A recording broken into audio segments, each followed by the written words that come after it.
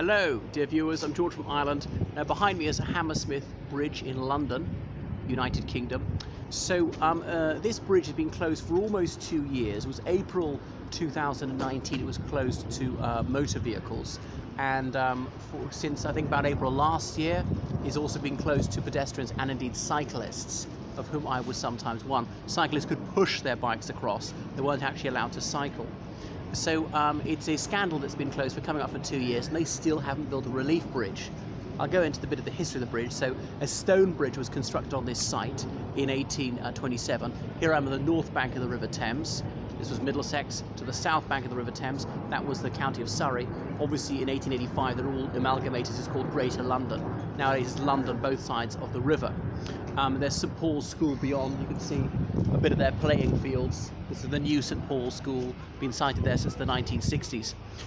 Anyway, then it was rebuilt in metal in 1887 and opened by Prince Eddie, who was Queen Victoria's eldest grandson, as in, well, the son of her heir Edward VII. That Prince Eddie, he was due to become monarch in time, although he died of pneumonia at the age of 28.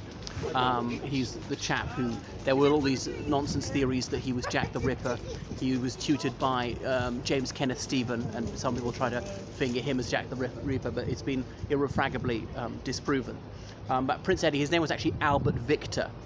Always had the Victor, Albert Victor, to avoid confusion with his grandfather, Prince Albert. But despite his name is Albert Victor, who was always known as Prince Eddie.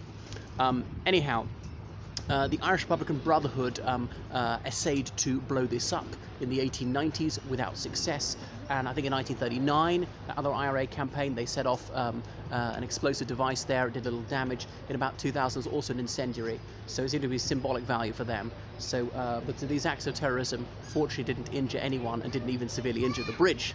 Thankfully, this inefficiency, I suppose, is cock up more than really mercy on their part. I think it was just serendipitous that it didn't effectuate more damage to the structure. But anyway, after that, in the early noughties, it was closed briefly. They had to strengthen the structure, and then again in 2009 they found it was structurally unsound. So it was a delight for some of the residents here, less road traffic. On the other hand, it drew more traffic onto the nearby bridges of Kew Bridge. Or indeed Putney Bridge. People had to go miles around. It mucked up the bus routes. When a bus comes up there, turns around, has to go away somewhere else, they can't just cross over the Thames here. Now in deepest lockdown, there are not many people on the road, so it doesn't make a great deal of difference. But they had three options about this grade 2 listed edifice. They could demolish and build a new bridge in its place, or they could strengthen the existing structure, or they could leave this here largely for decorative purposes and build a new functional bridge beside it. Now, the High Master of St Paul's School, he offered a bit of his land there, of the school, to facilitate that, so the bridge would have to go sort of over some of these buildings. We don't want to knock down some rather handsome 19th century buildings, and onto a bit of St Paul's School playing fields, and then connect with Castle Now Road.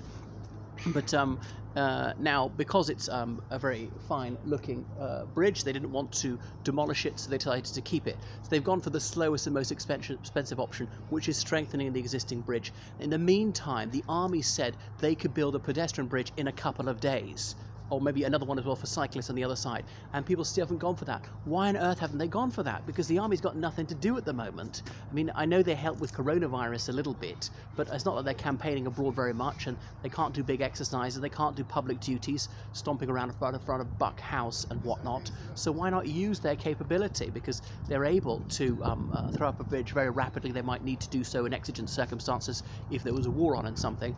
So it's terrible, it's quite scandalous, and obviously some nearby arterial routes are choked.